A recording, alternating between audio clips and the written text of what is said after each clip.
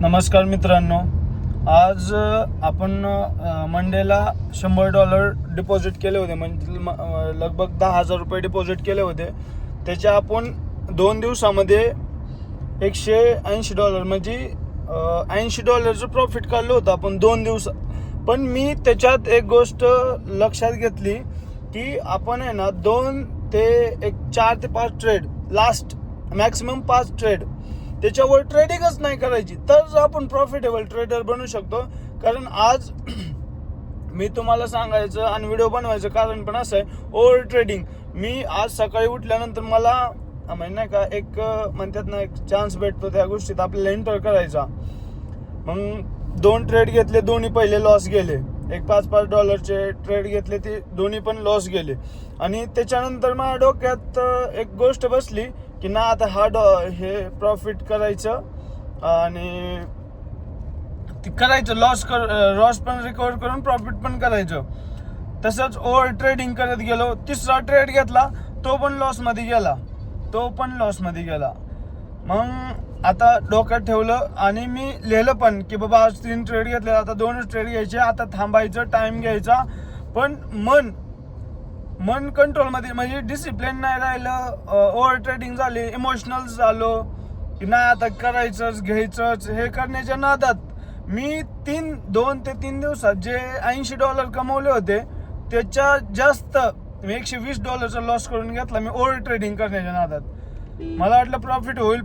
आणि त्याच्यानंतर चौथा ट्रेड घेतला मी, त्याच्यानंतर मला $14 प्रॉफिट झालं. म्हणजेच 3रा ट्रेड होऊन मला एक $8 ते $10 फक्त प्रॉफिट रिकव्हर करायचं होतं आणि माझं डेलीचं टार्गेट मला हिट करायचं होतं. मग माझ्या डोक्यात असा विचार आला की नाही, आता बसलोय तर करून घेऊ. मग त्याच्या नादात लॉट साईज पण मी वाढवली. पहिली आपली लॉट साईज होती 0.03 होती, तर आपण डायरेक्ट 0.1च केलं. आणि त्याच्या म्हणतात ना, आपल्याला समजत नाही त्या गोष्टी, तर आपण त्यात पडू नये. थोडंसं केलं, ओव्हर ट्रेडिंग झाले आपल्याकडून. तर आजचा $120 लॉस झाला आपला. लगभग 11-11,500 रुपयाचा लॉस झाला.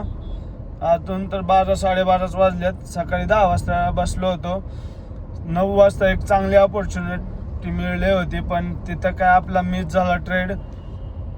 आणि आपण अजून पण शिकतोय. मी मनाला असं सांगितलं की नाही, काय प्रॉब्लेम नाही, चला झालं तर लॉस, ठीक आहे, चला ओके, आपल्या चुकीनं झालंय, काय मार्केटची काही चुकी नाही, मार्केट तर शेवट त्याच्या ह्यानं चालणार आहे. पण मला समजलं ओव्हर ट्रेडिंग नाही करायची, इमोशनल नाही व्हायचं. लॉस झाला तरी हॅप्पी राहायचं, काही होऊ द्या, हॅप्पीच राहायचं. प्रॉफिट झालं तर हॅप्पी, लॉस झाला तरी हॅप्पी, तरच तुम्ही नाही का प्रॉफिटेबल ट्रेडर बनू शकता. मला आज चांगलं समजले. कारण लॉस कशामुळे होतो ते खरे, ओव्हर ट्रेडिंगचाच लॉस आहे फक्त, बाकी काहीच नाहीये. जर मी $14 प्रॉफिट करून शांत बसलो असतो, आंघोळ करून बाहेर गेलो असतो, माझं दुकान पण आहे, दुकानात जाऊन बसलो असतो, मार्केट अनालाइज केलं असतं, कुठं जर ऑपॉर्च्युनिटी मिळली असती तर तिथं मी ट्रेड घेतला केलं असतं, तर ह्या गोष्टीनं कुठं तर मी प्रॉफिटमध्येच राहिलो असतो. $6 कुठं लॉसमध्ये, 120 कुठं. तरी ठीक आहे मित्रांनो, काही प्रॉब्लेम नाही. पण हा मला शेअर करू वाटला ह्या गोष्टी तुम्हाला. कारण जर तुम्ही पण नवीन असाल तर नका करू ओव्हर ट्रेडिंग. लॉस झाला ठीक आहे, या बाहेर, काही प्रॉब्लेम नाही, येऊन जावा बाहेर. म्हणजे नका डोक्यात ठेवते की लॉस झाला आपला, आता करायचं रिकव्हर. का लाईव्ह उदाहरण आहे माझं. जस्ट मी $120 लॉस करून आता मी बाहेर आलोय. पण ठीक आहे, मी हॅप्पी आहे. मी खरंच सांगतो, मी खुश आहे. चला, मला शिकायला मिळलं काही गोष्टी. लोक सांगण्यापेक्षा स्वतः अनुभवल्याशिवाय समजत नाही, आणि त्यांनाच खरं आपण प्रॉफिटेबल बनेल. तर काय प्रॉब्लेम नाही मित्रांनो, फॉलो करून राहा. काल रात्रीपासून आपण भरपूर चांगले ट्रेड घेतले होते, जरा चुकी झाली, पण ठीक आहे, फॉलो करून ठेवा. सगळ्या गोष्टी शेअर कराल.